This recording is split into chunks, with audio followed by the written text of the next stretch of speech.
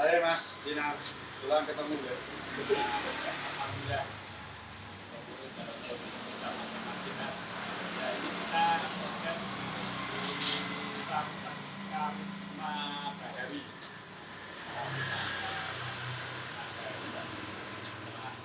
Yang tepat.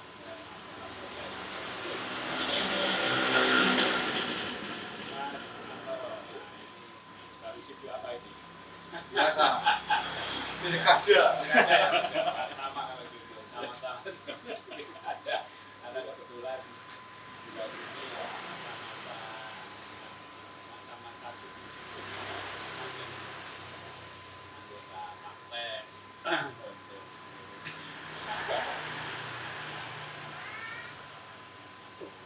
calonnya dia Mas Anto ini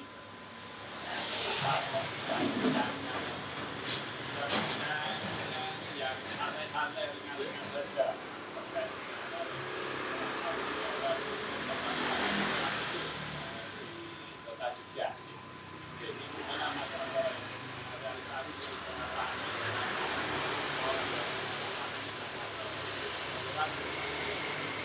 saya kan baru masuk DPRD ini. Meskipun stok lama tapi di DPRD baru ya paham tentang ya perjalanan internet itu apa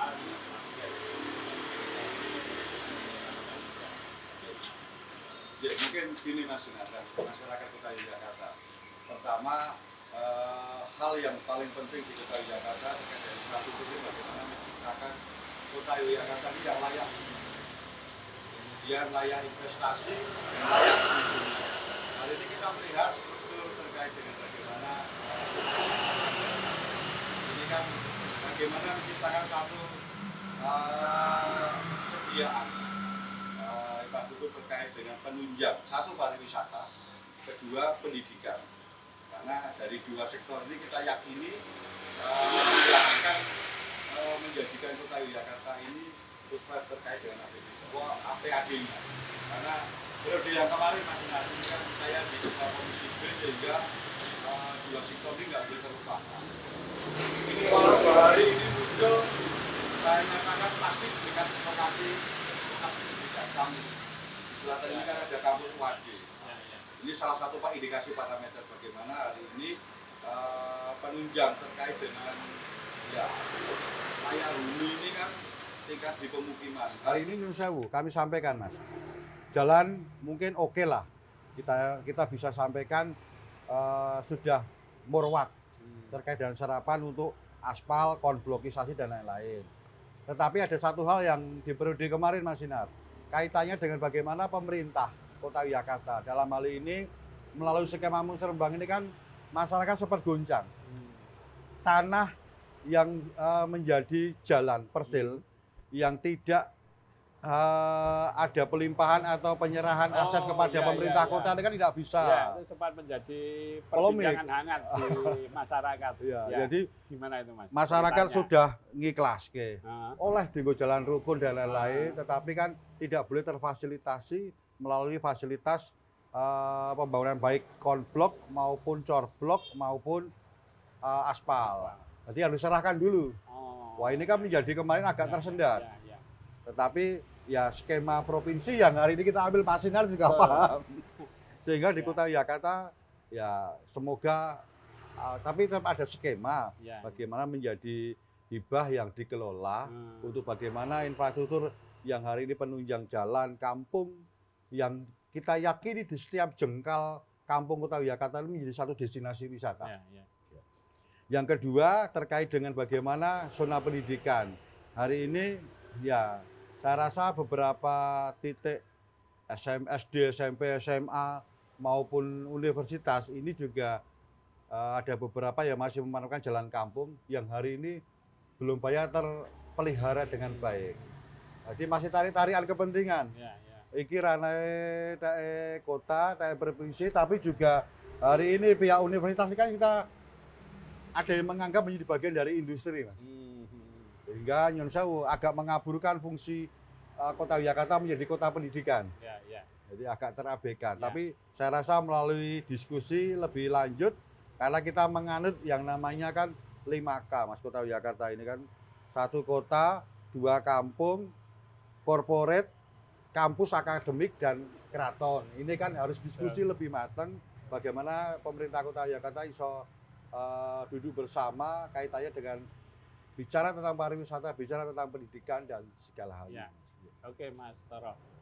Bicara pembangunan infrastruktur ini kan tentu tidak kemudian kita hanya terpaku pada persoalan bangunan fisik ya. Iya. Gedung, kemudian Iya. sarana prasarana jalan, jalan umum, jalan kampung, kemudian penerangan, jalan, dan lain sebagainya, perumahan. Tapi juga tentu berkaitan dengan pembangunan infrastruktur sumber daya manusia. Sumber Saya kira daya juga manusia, menjadi bagian dari itu ya. Nah, ya memang betul Mas Antoro tadi, Mas Toro tadi terkait dengan persil tadi. Memang saya dulu sempat juga itu kaget juga kan begitu. Wah, di provinsi ini nggak pernah menjadi problem ya. Iya. Karena di Pemda DIY nggak pernah ada aturan yang kemudian mengharuskan persil kepemilikan tanah yang terlewati dengan jalan kampung ataupun jalan umum itu kemudian harus dilimpahkan dulu ke pemerintah kota. Itu sekarang perkembangannya gimana, Mas? Sekarang apa kemudian syarat itu sudah tidak diperlukan atau mungkin ada regulasi baru di pemerintah Masih kota ada, juga? tetapi ada solusi, Mas. Pakai Solusinya hibah, bagaimana tuh? pakai hibah, skemanya hibah, kemudian Hibah. proposal. Oh. Jadi ruang lingkup kampung ataupun kelurahan itu membuat proposal, pengajuan, Ya. kemudian ACC turun, baru dikerjakan baik oleh swadaya maupun pihak ketiga. Oh, Seperti itu. Ya, Jadi hibah, angel, Mas, Ya. birokrasi nih.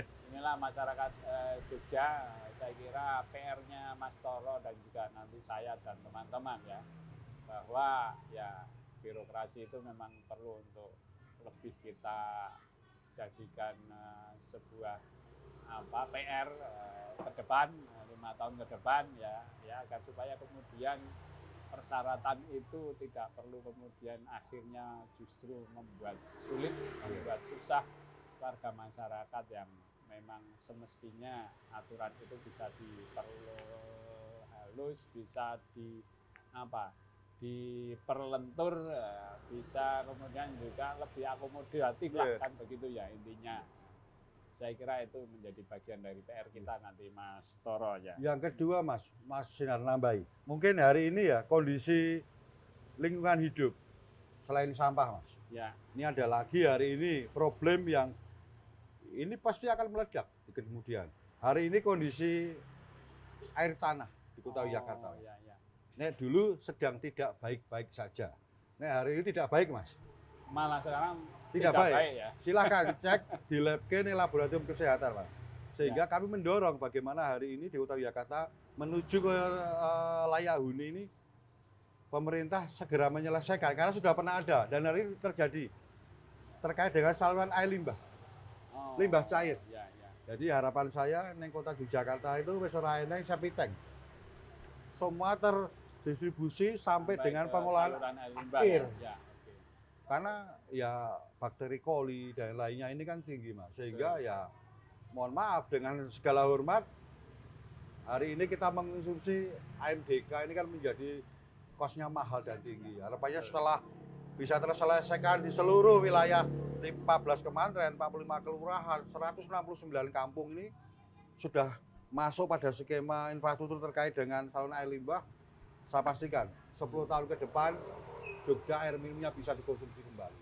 Ya, mudah-mudahan ke depan akan jauh lebih baik kualitas air bawah tanah kita sehingga bisa menjadi konsumsi masyarakat secara sehat. Ya. Ini Mas Toro, tadi sudah cukup banyak Mas Toro menyampaikan terkait dengan pembangunan infrastruktur. Nah, ini kan sudah akhir tahun anggaran nih Mas Toro. Ini kira-kira sudah mencapai target atau belum ini Mas? Ya. Satu hal mungkin kalau dalam fungsi pengawasan, saya melihat agak tersendat, Mas. Karena ada beberapa event. Satu kemarin pilek, pilpres, ini pilkada.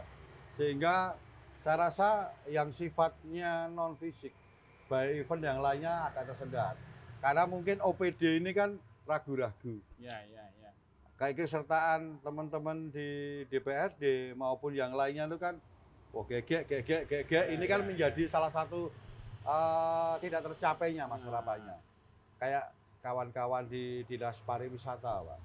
Saya rasa event ini kan terus jadi, wah ini karena sudah tata kalanya kemarin bersamaan dengan event pilek, pilpres, hari ini pilkada, mungkin agak tersendat atau mungkin ditaruh di belakang. Yo nek kerjaan wektune. Nek ora pasti akan banyak Betul.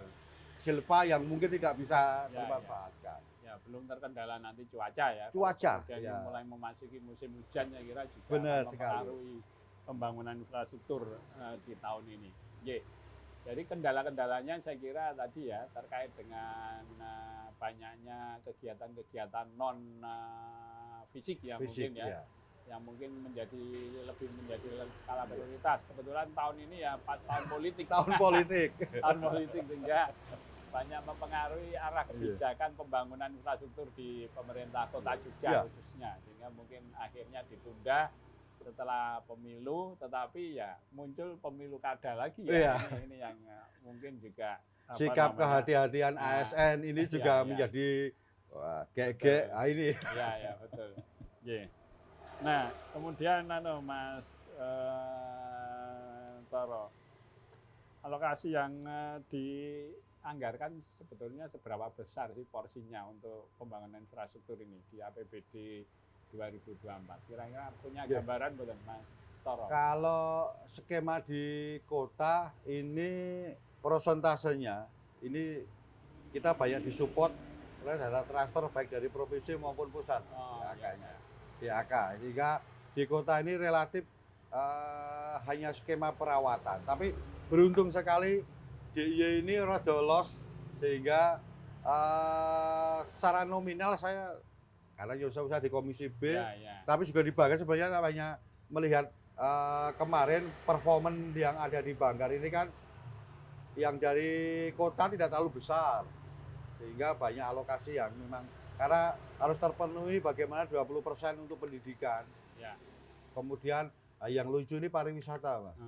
Pariwisata ini menjadi ujung di depan, tetapi karena saya di Komisi B, kecil. Memang sekitar 12 miliaran. Itu yang nanti ke depan harus 2025 nanti harus menjadi perhatian kita bersama itu, Mas. Dan itu ternyata juga gini strateginya Dinas Kebudayaan atau Kundo Kabudayaan ini yang range-nya tinggi. Lebih tinggi. Nah, ini kadang teman-teman Dinas Kebudayaan ini malah take over fungsinya pariwisata. Padahal kami menginginkan bagaimana kebudayaan itu menjadi dapurnya, menjadi fungsi pembinaan, menjadi fungsi bagaimana hari ini evaluasi terkait dengan pola pembinaannya. Ini malah membuat branding yang sebenarnya kewenangannya di pariwisata, sehingga proporsi yang seimbang lah. Karena saya yakini 60-70% PAD Kota Yogyakarta berasal dari jasa pariwisata. Nah, ini PR ke depan Mas Sinar. Untuk bagaimana? Berarti jangan-jangan ini benar juga ini. Kita bicara hari ini tentang pembangunan infrastruktur itu ternyata justru PR-nya pemerintah kota itu tidak hanya pada sektor-sektor pembangunan fisik ya, tapi mungkin SDM juga saya kira perlu untuk menjadi bagian dari perhatian dalam rangka ya untuk pembangunan infrastruktur di setiap OPD, masing-masing OPD itu harus kemudian mulai menjadi prioritas perhatian. Sehingga mana-mana yang akhirnya OPD mestinya menjadi skala prioritas untuk mendapat porsi yang lebih, selama ini justru mana terjadi ketimpangan gitu ya Mas Toro kira-kira. Saya kira ini harus menjadi kita ke depan ini Mas. Kemudian Mas, terkait dengan sarana prasarana jalan dan lain sebagainya ya, pembangunan infrastruktur ini. Berarti pemerintah kota ini lebih lebih pada perawatan ya, untuk yang mungkin menyerap anggaran lebih besar, pembangunan secara utuh itu dapat bantuan dari APBD provinsi dan PAK mungkin ya. Evaluasi saya Mas, Dinas Pariwisata itu sampai dengan 2024 belum menyentuh yang namanya DAIS. Baru di 2025 besok. Ini kemarin datang kalau info ke kami baru sekitar 2 miliar. Untuk bagaimana Dinas Pariwisata menggunakan skema dana IS. Ini yang paling berat. Kemudian yang kedua, kita punya event Mas, sama-sama datang kemarin, Wayang Jogja Night Carnival. Crash ke-9 Mas. Sudah menjadi bagian dari kegiatan yang peringkat event tahunan yang menjadi peringkat 5 besar se-Indonesia. Ini masih menggunakan APBD Mas. Aku dunia itu menjadi salah satu ikon event yang menjadi kebanggaannya tidak hanya Kota Yogyakarta tapi pusat Kementerian Pariwisata dan Ekonomi Kreatif ya. DAK-nya kudu medun Mas. Ternyata tidak. Karena apa? Ada satu hal hari ini kaitannya dengan pemerintah kota, Dinas Pariwisata iso ngedunke event untuk membiayai itu harus diawali dengan ada satu pembangunan fisik dulu Mas. Ini ternyata kami baru tahu di awal 2024 ini konsultasi ke Kementerian Pariwisata Ekonomi Kreatif. Nah, di Kota Jakarta ini agak susah untuk mencari space atau lahan untuk menciptakan destinasi baru. Rata-rata larang. Kemudian luasannya juga nggak perlu luas. Kita punya banyak ruang terbuka hijau, tapi space-nya kan hanya 200 meter. Satu 200 sek ke 300 itu kan anu bangun kangelan. Ini berbeda dengan kawan-kawan yang ada di Sleman. Banding Mas. Ada satu event baru 1 tahun dilaksanakan namanya Festival Vanderweek atau Festival Selokan Mataram. Neng kono masih punya tanah kas. Silakan bisa dibangun, langsung diberikan support anggaran sekitar 2 M oleh Kementerian Pariwisata dan Ekonomi Kreatif. Ada apa ini? Ternyata salah satunya itu. Jadi saya rasa juga hari ini penting komunikasi dengan provinsi karena kita melihat mengidentifikasi ada beberapa space bangunan ataupun lahan ini miliknya provinsi, miliknya kementerian. Ada miliknya PU, ada miliknya kawan-kawan dari Balai Besar Sungai. Ini ya kalau boleh dikelola, katakanlah Embung Langensari Mas, Tanah Agung Mas, itu miliknya BP2 WSO, miliknya provinsi, tapi harus dikelola oleh kota ini peralihannya agak susah. Kemudian yang kedua kita punya yang namanya Legawong, Lembah Gajah Wong. Sudah dibangun oleh provinsi, tapi mau dikelola oleh kota, oleh masyarakat, oleh kampung wisata, belum diculke Mas. Ini yang hari ini mungkin kita belum membuka diri diskusi terkait dengan bagaimana pembangunan infrastruktur yang akan berdampak luas pada masyarakat. Yang kedua, nyiptake Yogyakarta menjadi kota berbasis event, apapun itu, event olahraga, pariwisata, budaya, sains ataupun yang lainnya. Kita punya 5 lapangan sepak bola. Lagi pilot projectnya lapangan karang. Maksudnya saya pengen 4 lapangan ini juga bisa dibangun standarnya seperti lapangan UNJ ataupun karang. Karena hari ini Kota Yogyakarta ini menjadi barometer ketika mau muncul Liga 1, Liga 2. Minimal ada 8 klub Liga 1 dan Liga 2 itu training camp-nya ada di Kota Yogyakarta. Mergo siji ning kene murah Mas, biaya hidupnya untuk makan. Biaya hotelnya murah, cari lawan tanding juga mudah, nyari talenta pemainnya mudah. Nah, tapi fasilitas lapangannya tinggalin ning kene ning Kota Yogyakarta tapi le nyewa latihan campnya ning Sleman, ning Bantul dan lainnya. Ngeman. Betul, Mas. Mas Antoro. Mas Toro, saya kira tadi sudah banyak ya yang disampaikan terkait dengan pembangunan infrastruktur di Kota Yogyakarta. Ternyata masih banyak sekali problem yang butuh solusi ke depan. Nah, kan ini 2024 ini kan tahun anggaran akhir ya. Teman-teman anggota DPRD periode 2019-2024 ya. Nah, apakah selama ini terkait dengan target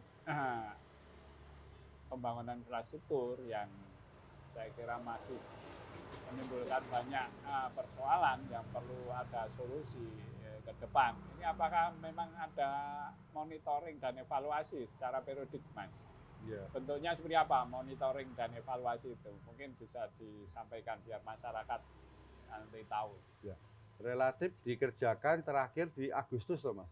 Sebelum Sebelum pelantikan yang baru. Ya, Nah, ya. hari ini belum, hari ini hanya mungkin sepenggal masyarakat ataupun kita melakukan secara pribadi menjadi anggota DPRD Kota Yogyakarta. Katakanlah hari ini di Kampung Gelagasari ini di RW 5 ini hari ini sedang penyaluran saluran air limbah. Oh, Nah, sehingga controlling atau pengawasannya yang melekat pada pribadi yang nanti menjadi catatan Mas. Kemudian yang lainnya juga kawan-kawan mungkin juga tidak terlalu bisa secara total untuk skema pengawasannya, sehingga ya saran saya ya mungkin disegerakan untuk pembentukan ALKAP dan kita sesuai dengan komisinya iso ya, betul. bagian dari monitoring pengawasannya. Ya, ya. Jadi Ya, mungkin kendalanya itu Mas. Ya, ya. Ya, betul. Saya kira Mas Toro. Saya sepakat.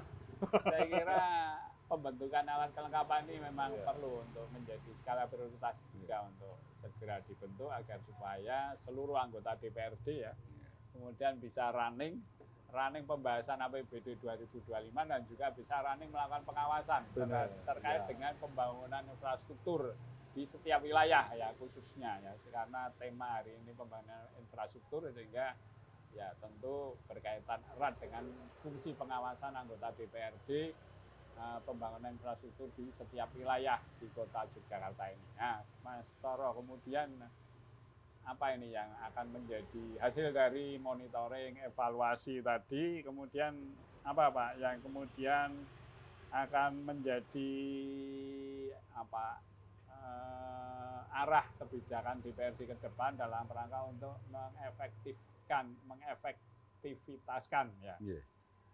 Anggaran agar supaya kemudian tidak terlalu banyak silva karena pembangunan infrastruktur banyak yang mungkin tertunda atau bahkan tidak dapat terselesaikan di tahun anggaran ini yang tentu itu menyangkut juga akhirnya nilai dari kinerja pemerintah Kota Jogja dan DPRD tentunya selaku anggota DPRD yang mempunyai fungsi anggaran dan juga fungsi pengawasan.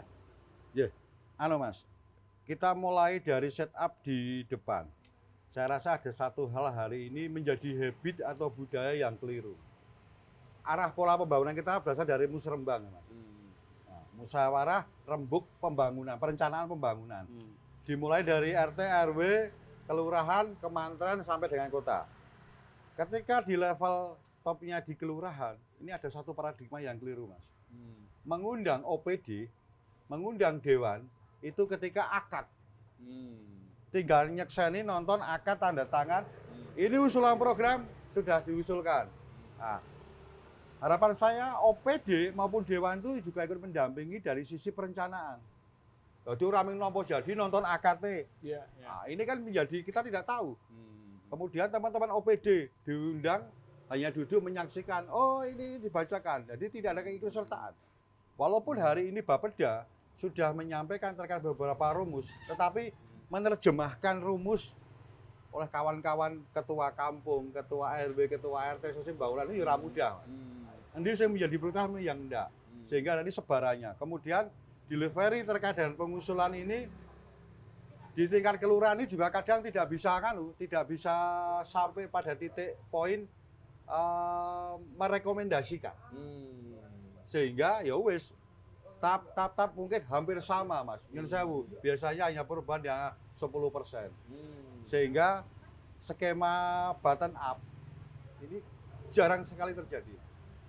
Oke, jadi Mas Toro tadi menyampaikan Dewan salah satunya diundang di acara musrembang itu sudah barang jadi ya sama aja. Iya, selama ini. Tidak kemudian Dewan menjadi bagian dari wakilnya masyarakat itu bisa menyampaikan usulan di situ. Oke. Kemudian melihat, merunut tanpa ada kesempatan.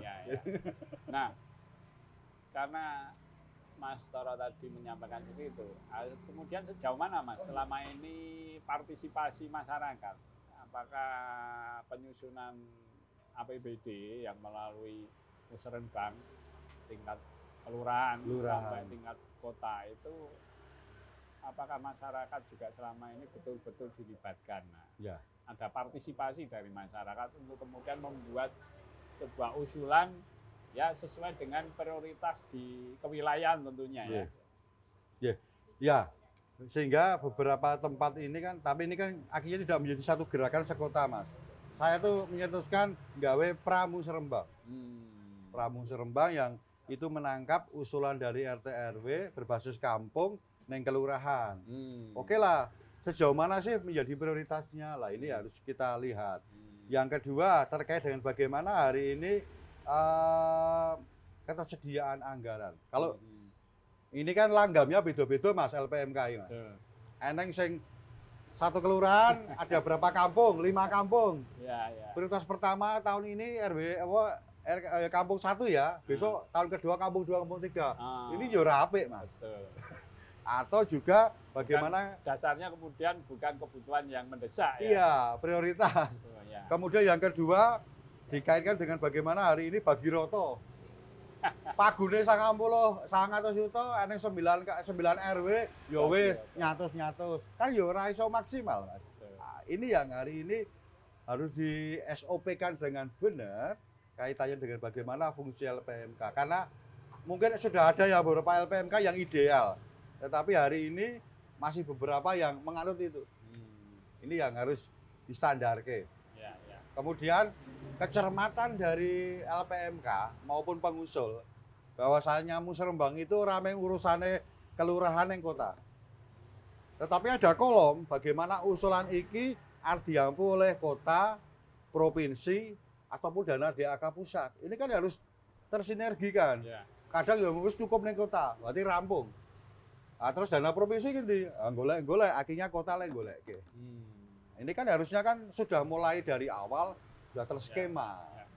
Kadang yang pola pembangunan yang agak terhambat di situ, Pak. Tadi nyun sewu kadang ada pembicaraan sing ora duwe wilayah, duwe dewan ya mungkin ora terfasilitasi. Ya, kan menjadi tidak enak itu, Mas. Betul itu fakta di lapangan Mas itu. Ya akhirnya kemudian pemerataan pembangunan infrastruktur ini ya relatif kemudian ya hanya di wilayah-wilayah tertentu yang kadang punya wakil di DPRD yang bisa lebih cepat untuk tumbuh dan berkembang. Sementara yang tidak pernah punya wakil ya kadang kemudian agak-agak kurang terperhatikan dan terbelakang. Ya, saya kira. Terus kemudian Mas Toro ini, ya, dengan situasi yang Mas Toro sudah banyak sampaikan tadi, kira-kira DPRD ke depan ini akan melakukan langkah-langkah yang seperti apa kan, gitu terkait dengan tadi bicara target, sasaran, efektivitas, efisiensi anggaran dan lain sebagainya. Kalau dari sisi anggaran, saya rasa malah hari ini kita agak leluasa, Mas.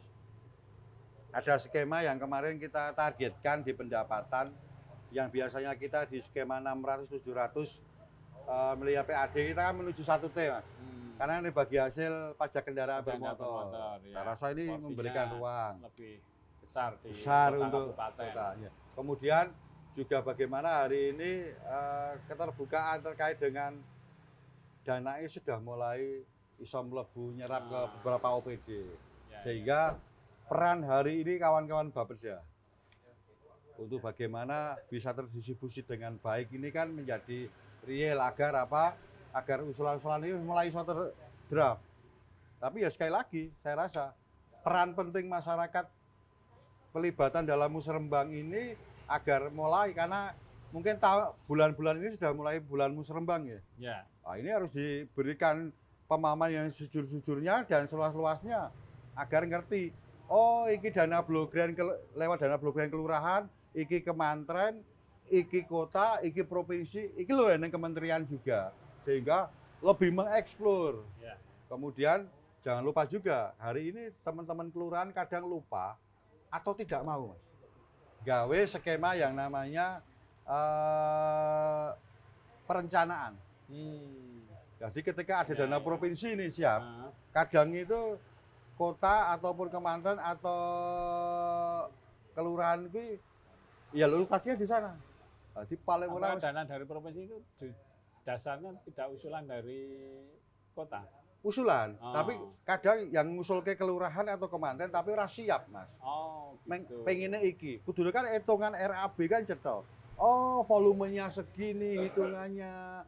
Kemudian ada kajiannya dan lain-lainnya kan.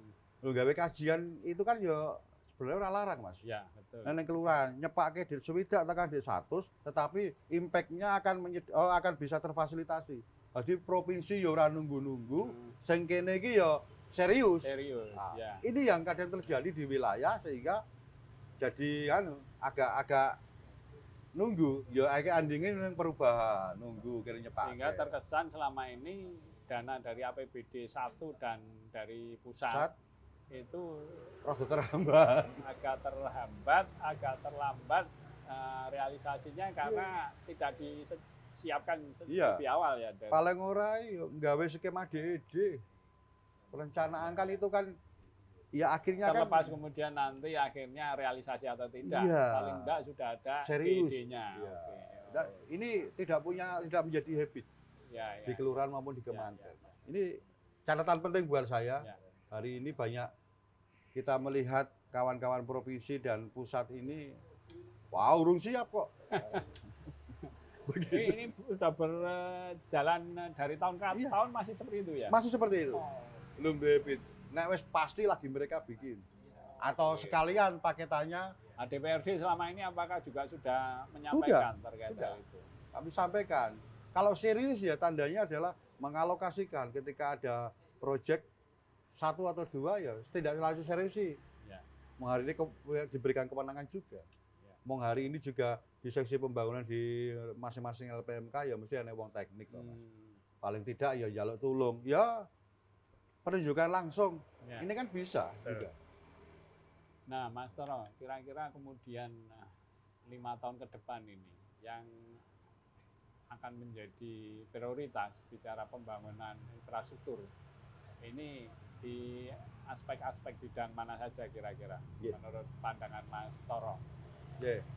Yang selama ini mungkin masih kurang, mungkin belum mendapat porsi yang proporsional, kemudian juga mungkin relatif belum begitu terperhatikan mungkin. Salah satunya tadi mungkin terkait saluran limbah dari rumah ya, yang kemudian harapannya ke depan sudah tidak ada lagi di rumah-rumah tinggal itu ada septic tank kan gitu. Semua sudah mengalir ke saluran limbah sampai penampungan akhir. saluran limbah akhir. Mungkin yang lain mungkin masih ada. Ketersediaan terkait dengan bagaimana ruang terbuka hijau yang peruntukannya ini cetok, Mas. Hari ini kan masih pada skema kuwi wewenangnya DLH. Jadi ya ruang terbuka hijau 60% untuk zona terbuka tanaman, yang lainnya mungkin fasilitas pendukung mainan anak dan toilet. Hari ini kita sangat sekali minim terkait dengan bagaimana anak-anak kita bisa terfasilitasi. Yang kedua, ruang kreatif, Mas. Sudah berapa persen tuh ruang terbuka hijau itu? Oh, kalau dari target masih sekitar 30-an%. Oh, masih sangat jauh. Masih sangat minim ya. Ya, minim. Kemudian minimnya itu karena apa, Mas? Karena memang di kota ini sulit untuk mendapatkan lahan yang dengan luasan tertentu atau karena terkait dengan anggaran atau apa? Ya saya rasa satu, ketersediaan lahan, nek eneng ya ora mlebu skema pada hari ini kan ada batas minimalnya 200 meter, Pak. Oh, minimal. Iya, 200. Nah, ketika hari ini mengenangnya 150, 150 kan tidak bisa diampu. Saya rasa OPD juga nggak berani mengampu. Kemudian harga juga kadang mempengaruhi. Sudah terlalu tinggi. NJOP dengan harga pasar orang nyambung. Tetapi poin yang ingin saya angkat adalah bagaimana ruangan itu bisa digunakan. Tidak hanya skema ngomongin lingkungan hidup.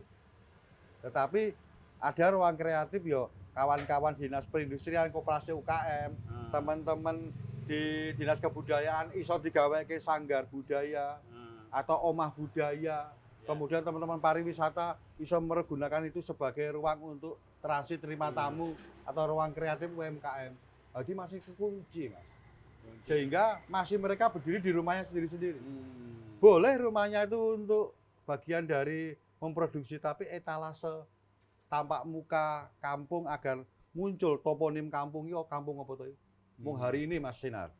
Kita tuh nyatet sudah ada sekitar 19 tematik kampung Mas. Nang Kota Yogyakarta itu.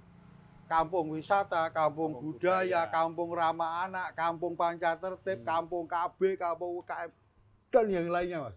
Tetapi kan Nyun Sewu, jangan hanya papan nama. Ya, mestinya yang tadi ketersediaan apa namanya? Ruang terbuka hijau. Ruang terbuka hijau itu bisa dimanfaatkan sesuai dengan tematik kampung tadi. Ya. Jadi muncul ada etalasenya. Ya. Gitu. Saya kira juga PR kita 5 tahun ke depan. Ya, mungkin masih ada yang mau disampaikan lagi Mas Toro sebagai penutup mungkin ya. Harapan saya ke depan dan harapan 40 anggota DPRD Kota Yogyakarta ya Mas Sinar pada kesempatan ini menjadi salah satu pimpinan. Mungkin ada banyak ruang diskusi kita buka untuk masyarakat.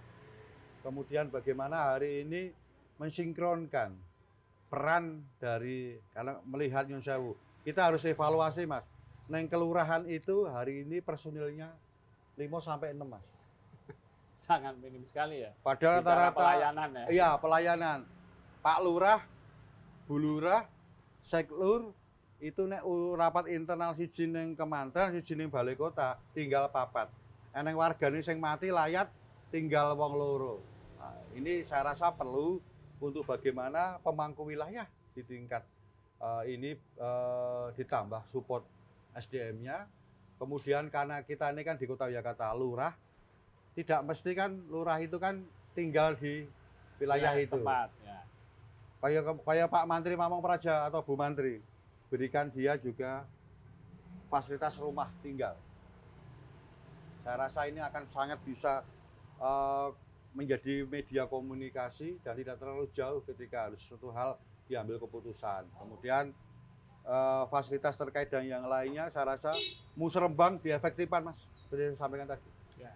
Orang yang sekedar rapat, usulan, dikolektif, disampaikan, akad tanda tangan, wis. Ini ada banyak hari ini yang belum didiskusikan untuk sebarannya. Saya rasa 40 anggota Dewan hari ini mempunyai semangat yang sama untuk bagaimana mengawal kebijakan dimulai dari pemrograman, penganggaran, sampai pengawasan untuk menuju Indonesia dan menuju Kota Yogyakarta ini tampil sekelas dunia. Ya, terima kasih Mas Toro atas kehadirannya dan atas waktunya. Dan menyempatkan waktu untuk hadir di acara podcast pada kali ini. Sekalian sekalian makan siang. Monggo nanti ini bisa dinikmati makan siangnya.